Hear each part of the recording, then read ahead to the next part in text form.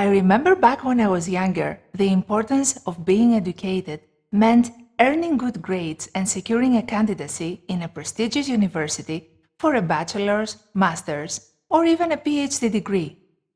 And I couldn't help but wonder, does that truly make us successful as individuals in our future professional or, most importantly, in our personal life? Does it really equip us with the ability to manage every challenge that comes our way? I feel that the answer is no, and I will explain why. During my long career as a global executive communication coach, I had the opportunity to work with smart people from across the globe coming from top-notch universities. These people did have amazing technical achievements, yet almost all struggled with the one skill that seemed to get in their way in every aspect of their life. I remember one person in particular. His name was Daniel, who, even though was educated and really intelligent, always created conflicts in his professional and personal environment and constantly struggled to communicate his true intention whenever he had to interact in a collaborative manner with his peers and family. How many people are like Daniel? From my experience, many. And actually, that is no surprise. I can tell you without any doubt that the number one skill people struggle with the most, no matter their professional and educational titles, is the skill of communication. Even though they might have all the technical skills to solve any complex problem that comes their way, they fail in communicating their perspective. They fail in influencing their audience to support their idea or proposal. So, as a professional and as a mom, I asked myself, where does it all start? And this is what I have observed. Classrooms around the world, may it be a school or a university class, often focus most attention on literacy, math, or even specialized courses, just because the skills are considered to be foundational and are the ones that students are tested for. Communication, though, goes much further than the traditional classroom of the written or spoken word. The purpose of communication is to build and grow connections with others at an emotional level. This is where traditional classroom teaching falls short and life learning kicks in. So, the earlier you master communication skills, the better for you and others, because good communicators aren't born, they are grown.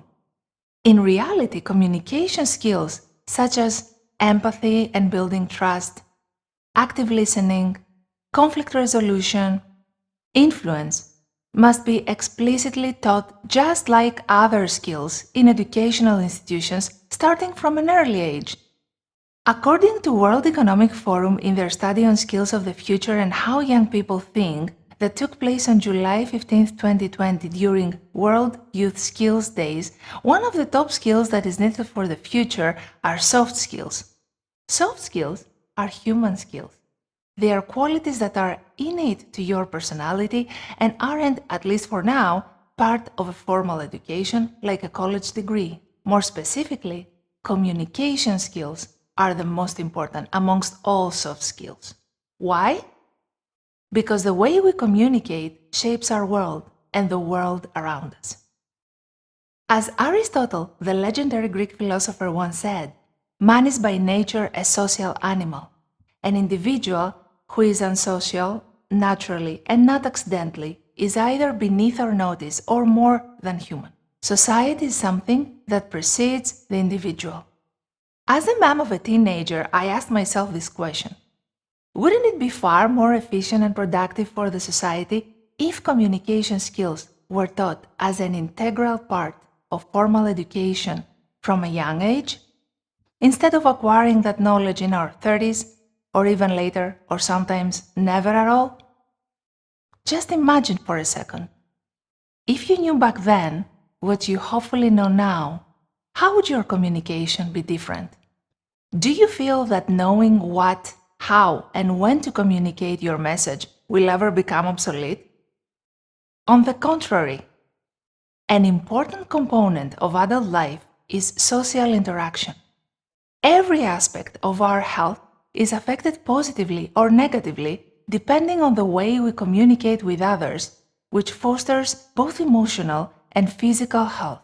Not only that, communication is also the vehicle for driving change. Have you ever wondered just how easier my life would have been if I knew how to influence my teacher, boss, or friend? How could have Daniel's communication challenges be avoided, or at least dealt with, if he used a solution-focused manner that would avoid causing himself and others frustration? In turbulent times where digital communication, remote work, and social distancing due to COVID-19 dominates our world, where emojis replace words of how we feel and express our wants, the future of effective communication looks far from bright. One skill that will never fade until the moment we close our eyes is communicating with another person. And it is impossible to not communicate because actually, even when we do not communicate, we communicate. So why do both our education system and us as individuals need more than ever to teach our children how to communicate effectively? And most importantly, how can we do it? The answer is simple. By just asking yourself this question: how would you like your friends and family to have communicated with you when you were younger, or even now? This powerful question will lead you to take some small steps you can use to optimize your everyday communication with anyone. Step number 1 is communicating with empathy and never miss a chance to build trust. If you have empathy, you can be a better leader as well as a better follower at all stages of your life. Being able to put yourself in someone else's shoes helps you effectively understand their needs, motivations, and most importantly, their fears. And this is how you can build rapport and trust with others, which is the magic ingredient of a successful communication. This incident happens often to me, and I'm sure that has happened to you. How many times has someone asked you, "How are you?" And when you start sharing with enthusiasm how your day was, suddenly they interrupt you and they start sharing with you how their day was. Personally, I have been a victim of this toxic behavior once too often. I know it is frustrating. And the reason that happens is because the majority of people do not really listen. They are failing in applying step number 2, global listening, which is the ability to listen to someone else talk with the intention of genuinely hearing what they are saying, and without the intention of formulating a response.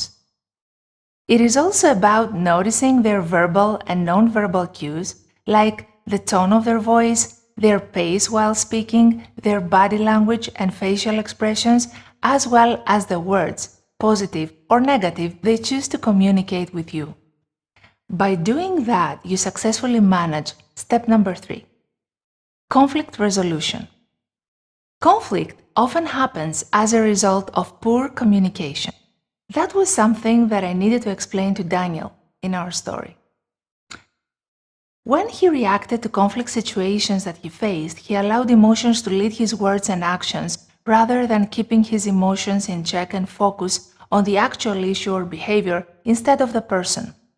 People that are self-aware of how they can apply empathy, listening, looking for win-win solutions rather than create tension, ultimately can influence others. By being able to persuade in your interactions with others, your ideas can gain ground and create change, hopefully for the better. Can you imagine if we had a more serious approach through our parenting and through our educational system, how easier it would be for us to be seen and feel heard from others, while at the same time we would interact with them in the exact same way? One phrase that I tend to use quite often when I talk with my son and with people around me is that communication works for those who work at it. Let me ask you something. How many people say they want to have a perfect body, yet constantly find excuses for not exercising at all? Well, the same applies to our communication skills. Only when we nurture them and start listening to others can we empower our relationships, spread our ideas, and ultimately enjoy authentic, professional, and personal success. Thank you.